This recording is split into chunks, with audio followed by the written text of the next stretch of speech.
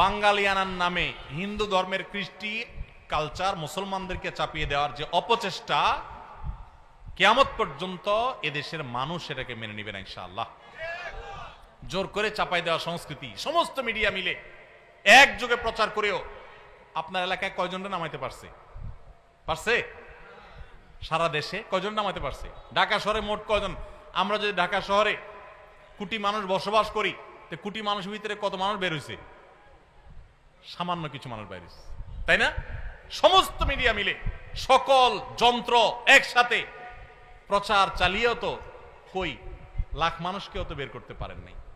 এদেশে মানুষ ধর্মপ্রাণ, মুসলমানরা মুসলমানদেরটা, হিন্দুদেরটা হিন্দুরা, একজনটা আরেকজনকে চাপিয়ে দিবেন না।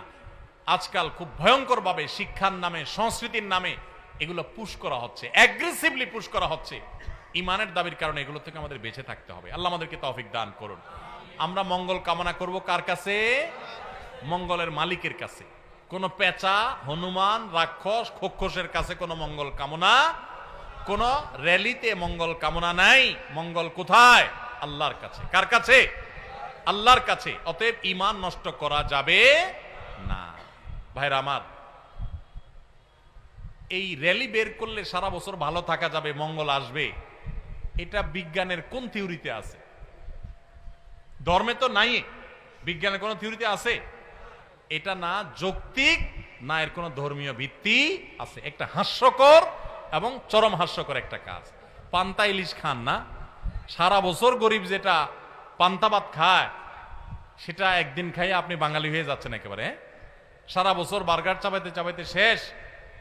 বার্গার খাওয়া দোষও কিছু না, আপনিও খান, কিন্তু সারা বছর যারা পান্তা খায় তাদের সাথে তামাশা করছেন বছরে একদিন পান্তা খায়া। এই তামাশার কোনো মানে হতে, পুরা পয়লা বৈশাখের শুরু থেকে শেষ পর্যন্ত সমস্ত অনুষঙ্গগুলো একটা একটা করে দেখবেন, প্রত্যেকটার সাথে হারামের সম্পর্ক কিংবা শিরিক থেকে উঠে আসা ঐতিহ্য সেখানে আছে। আল্লাহ তাআলা আমাদের সবাইকে অপসংস্কৃতি থেকে বেঁচে থাকার তৌফিক দান।